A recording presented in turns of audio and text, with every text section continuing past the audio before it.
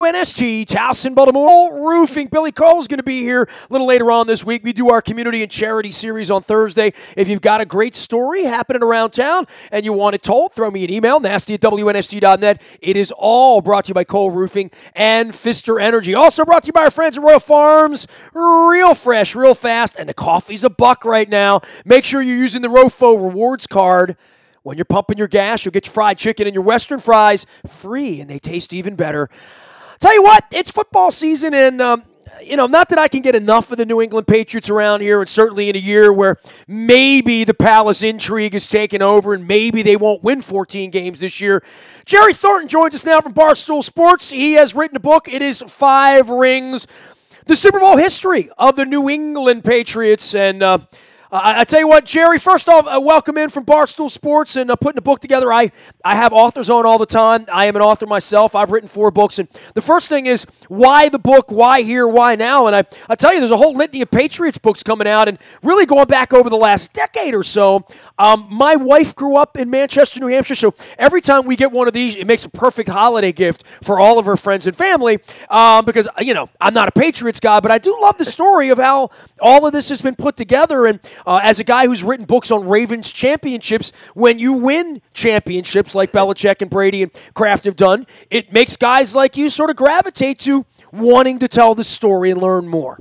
Well, Nestor, spoken like an actual book author, because I know myself, anytime I've had a guy on a podcast who's written a book, first question, why? Because let's face it, none of us writes books for the prestige, for people telling you how brilliant and handsome you are, and for all the money. It's a calling. Literally, it's a calling. It's like being a musician and having to write a song. Like, you have to do it if you feel that strongly about it.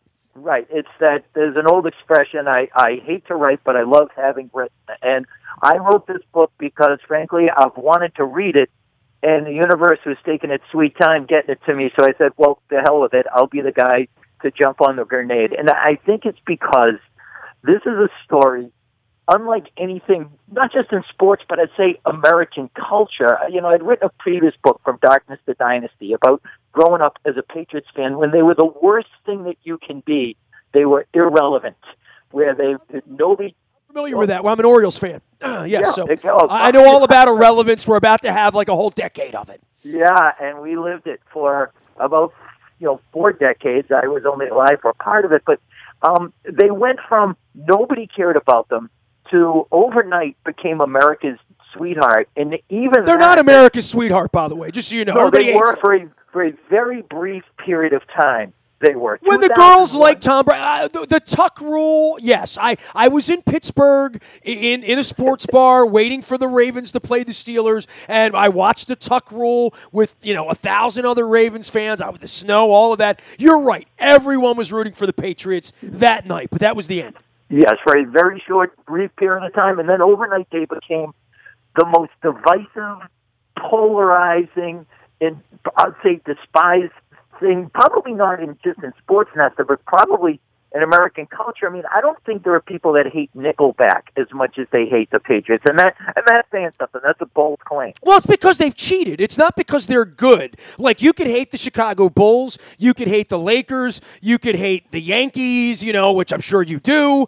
You could hate the Red Sox, which I'm sure we do.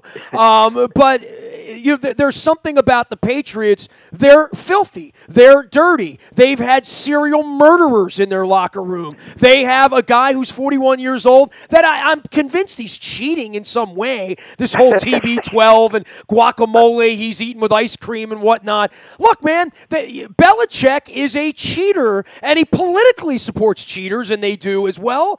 And it's disgusting when you consider the Patriots and the fact that they've cheated, and you wonder how they're going to cheat to beat you the next time. I mean, I remember when they were trying to confuse the officials a couple of years ago in the Ravens game. So, there's nothing to put beyond Belichick that there is no ethics. There's only winning. And, I guess there's something to be said for that, but it doesn't make for a very good sport or league in that case. Oh, no, I love that we're having this discussion because that's all part of the story. Believe me, I put in all the gates. But really, what it boils down to is from my perspective, they've done one thing that you can say, okay, they cheated and they got caught, and it was the following. Week 1 of 2007, they pointed a camera at the Jets sidelines, which you are allowed to do, except there's a designated area in every stadium where you're allowed to do it from. Their camera kind of moved away from that area, as the league said you can't. That is the sum total, and yet that has become, oh, they were taping other teams' practices. No, even the NFL doesn't think that. Like, the guy who wrote the article is still on writing in Boston. He's still a sports writer, and he said, I got it wrong. The Boston Herald printed a front-page retraction, and yet you can't unring that bell, as the lawyers say. And I love it. It used to bother me that everyone hated them, but I've just come to embrace the sort of wrestling feeling of the whole existence of this team. He is Jerry Thornton. The book is 5 Rings. Sounds like something a Steeler fan would say to a Ravens fan here during Pittsburgh week. But for the book itself and the idea of putting the book together, obviously we talked about this, but it takes you time and writing notes. And, and I've put my books together very quickly after championships to make them available for Father's Day in the summer after the Ravens have won. So I've sort of locked myself down for 100 days. This thing's happened over 15 years. In compiling stories that have never been told or interesting tidbits, what's in this book that I didn't know before I picked it up? Okay, there is a part in there where I call the Rocky III montage of Patriots history, which is after they first broke through in 2002 and won it, and they had, suddenly they became the new curiosity. So, like, Brady was on the cover of People magazine, the little banner across the top. The main article was about Greta Van Sustern's plastic surgery. But it was where he had become this matinee idol. And the headline was, those lips, that chin, that Super Bowl win.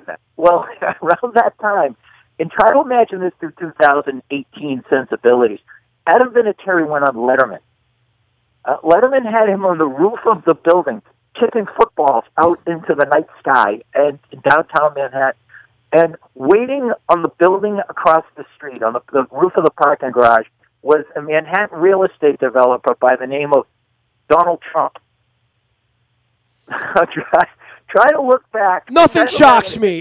Believe me, nothing that the Orange Creep Run in the country has done or will ever do at this point. It's like Angelos here in Baltimore. I would believe it. If there's a picture of it, I would say, figures. That's the way it is. 5 Rings is the book. Jerry Thornton 1 is the way to find him out of Barstool Sports as well. The Super Bowl history of the New England Patriots. The cheating part of this, they cheated, they got caught. You can't take the ring away. I love how they like to vacate championships in college sports. It's hilarious to me. It's a joke, right? It's like taking back the money of Barry Bonds after he's made it all cheating, right? There's something about cheating in our society that somehow is, if you're not cheating, you're not trying or whatever, that it's not even frowned upon anymore. And that's really where I think the society sort of gets off the rails, where cheating is just laughed at, and that's just something they made $1 billion doing while they cheated and lied to everyone. Believe me, I share your sentiments. I am just so shocked and outraged at the 3 times that the Ravens have been caught cheating in recent memory, right down to just last week, using having multiple people on their helmet radio signal, a rule that's been in effect since 1994, and somehow it eluded John Harbaugh. Listen, I bring it up. Harbaugh keeps getting caught having practices and stuff, and believe me, the mea culpas coming out of Owings Mills are not lost on us who cover the team and say, how many times are you going to get caught doing something stupid that doesn't even help you? At least with Belichick, he was like spying with cameras and like actually using it. His murdering tight end actually like caught footballs. They wanted him on the team. So, I get the cheating to win. If you cheat with the Russian government to steal an election in America, that's a wonderful thing when you win, right? But then you get caught and you say, well, why are you trying to cheat to have two microphones in a headset? Why are you trying to cheat to have contact in a May practice? If you're going to cheat and win something big, Well, a Patriots fan would say because all they do is have to write a check for it. No one gets suspended. They don't lose draft picks with multiple infractions. And believe me, the Ravens are a huge character in this book. They've had so many epic battles with this team. The one about the formations you mentioned earlier, where they were trying to deceive the referee, they had checked with the league ahead of time that they could do these formations. They talked to the officials the day before. They said they could. One of the officials literally pointed at Shane Vereen and said, "Don't cover number 34." They covered number 34 and left 86 wide open, and John Harbaugh said somehow that's unfair. You know, I'll just remember the Billy Cundiff game. Of course you do. Oh, well, Harbaugh should have called a timeout in that game. Oh, yeah, and the Ravens said afterwards, well, the scoreboard said third down, which is why Cundiff was 60 yards away. Well, about that, first of all, the NFL controls the scoreboard. Second of all, you're being asked to count to 4.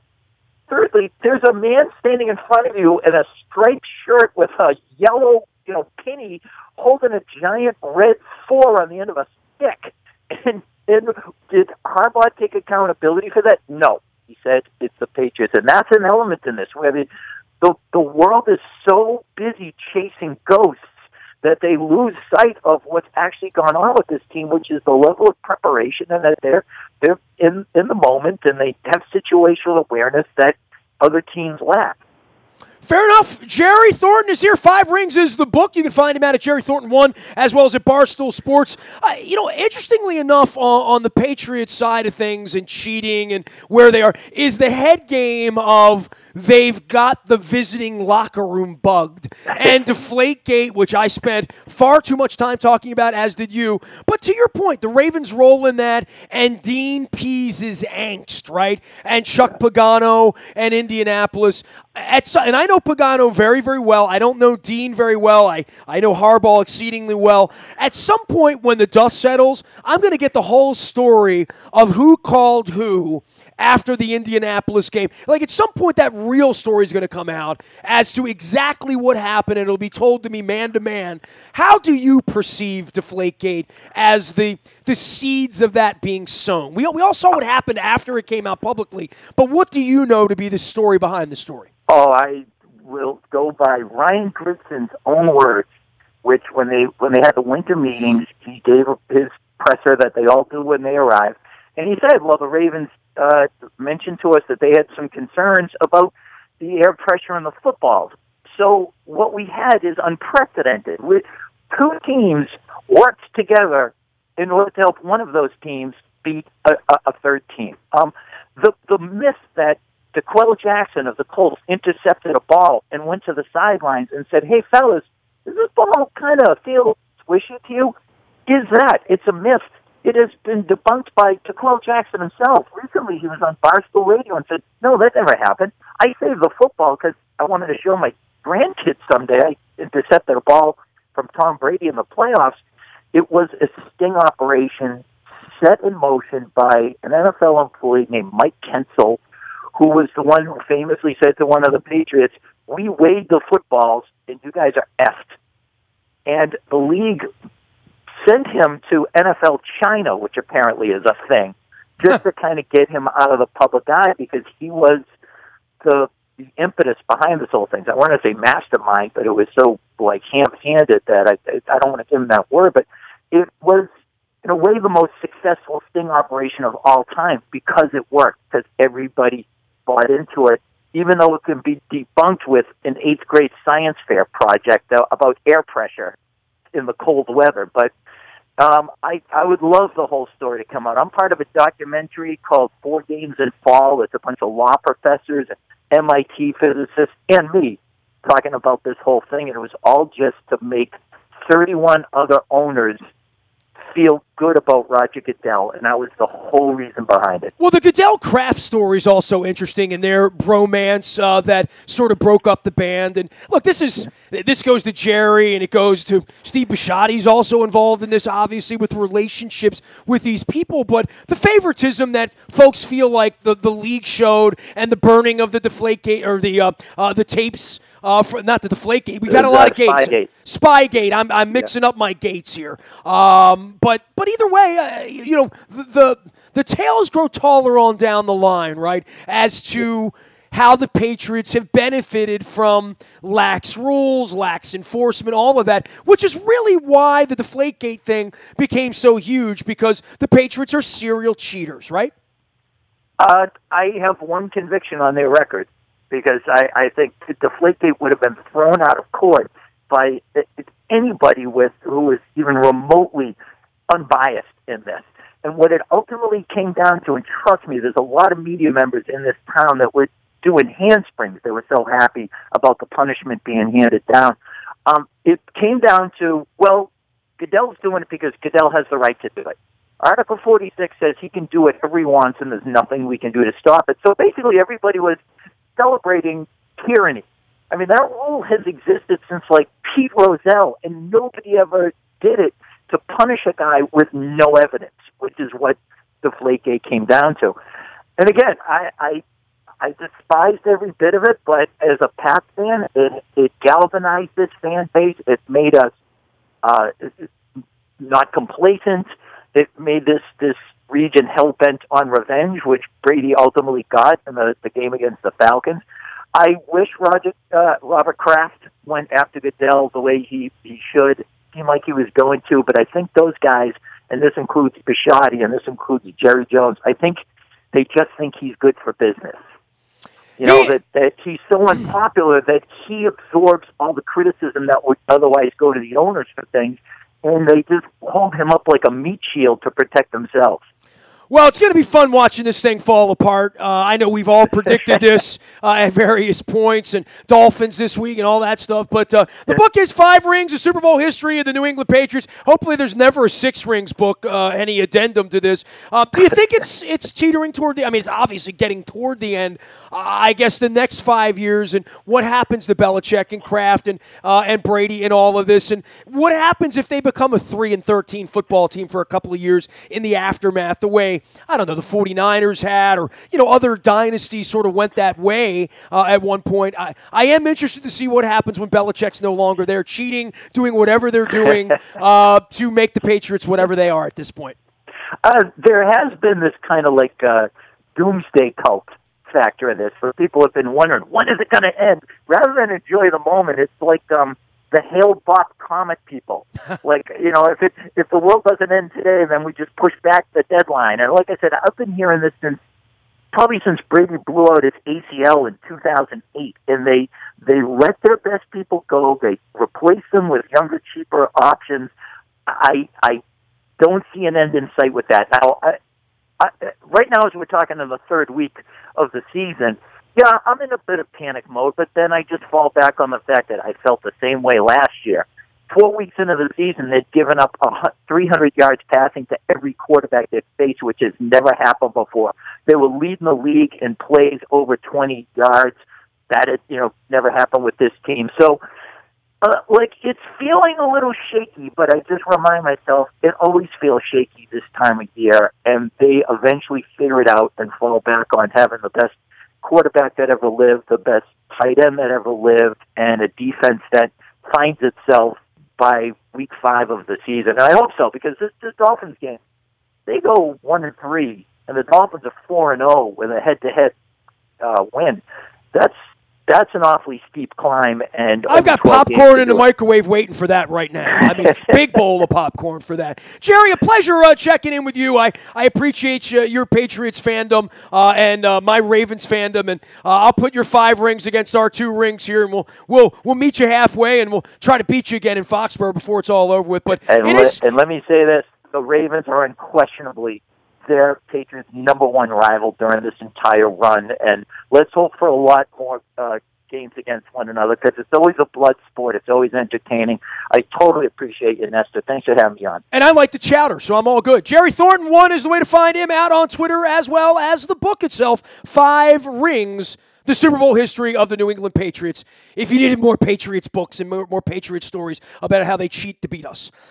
Nasty at WNST.net finds me. I am out in the buyatoyota.com audio vault 24 hours a day from anywhere in the world on your mobile device by downloading the TuneIn Radio app. We do come in crystal clear from anywhere in the world. You can listen even in New England. Anywhere.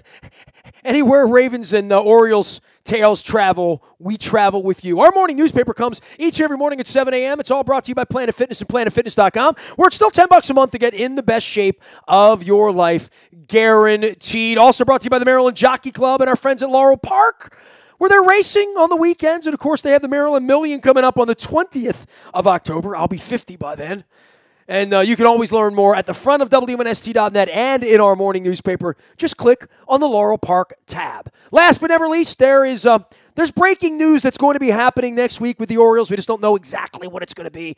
But when it happens, you'll get it first on the WNST Tech Service. That's all brought to you by Coons Ford of Security Boulevard. Dennis Kalatzos will be here on Thursday, as he is every Thursday, from 3 until 5. It is the SSV on WNST, also replayed on Sundays. And I will be meeting Dennis right around 4:15 right here at WNST for a spirited chat and preview of all things Pittsburgh Steelers. Yes, we still dislike them. Yes, we still need to win. Yes, Luke and I will be there on Sunday night at the Confluence. We are WNST.net, AM 1570, and WNST, Tassel, Baltimore, and we never stop talking Baltimore sports.